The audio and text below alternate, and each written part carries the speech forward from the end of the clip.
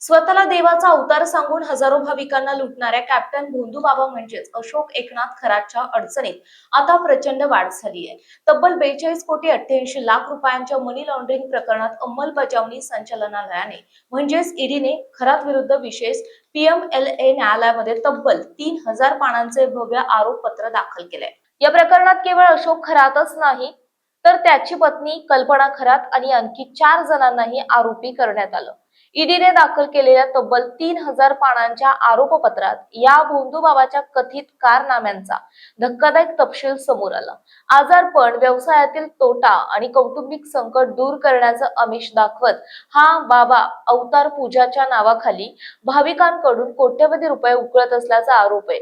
श्रीमंत व्यावसायिकांना कुटुंबावर मृत्यूचं संकट येईल अशी भीती दाखवून त्यांची फसवणूक केली जात होती। चमत्काराचा आभास निर्माण करण्यासाठी रिमोट कंट्रोलवर चालणारे बनावट साप, वाघाची कातडी आणि इतर साहित्य वापरलं जात होतं असंही ईडीने म्हटलं।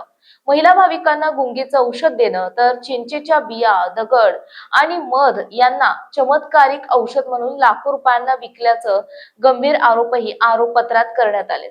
ईडीच्या तपासात या फसवणुकीतून मिळालेला काळा पैसा सहकारी पतसंस्थांमधील बेनामी खात्यांद्वारे पांढरा करण्यात आल्याचं उघड झालं। राहाता येथील समता पतसंस्थेत 108 आणि सिन्नरच्या जगदंबा माता पतसंस्थेत 34 बेनामी खाती सापडली।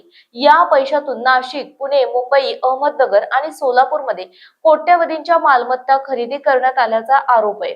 ईडीने आतापर्यंत 13.92 कोटी रुपयांची रोकड, 5.18 लाखांचं विदेशी चलन, 1.12 कोटी रुपयांचं सोने चांदी, 2.60 कोटी रुपयांच्या बँक ठेवी आणि एक अलिशान मर्सिडीज बेंज कार जप्त केली आहे। एकूण 17.70 कोटी रुपयांची जंगम आणि 19.20 कोटी रुपयांची स्थावर मालमत्ता तत्पुरती जप्त करण्यात आली।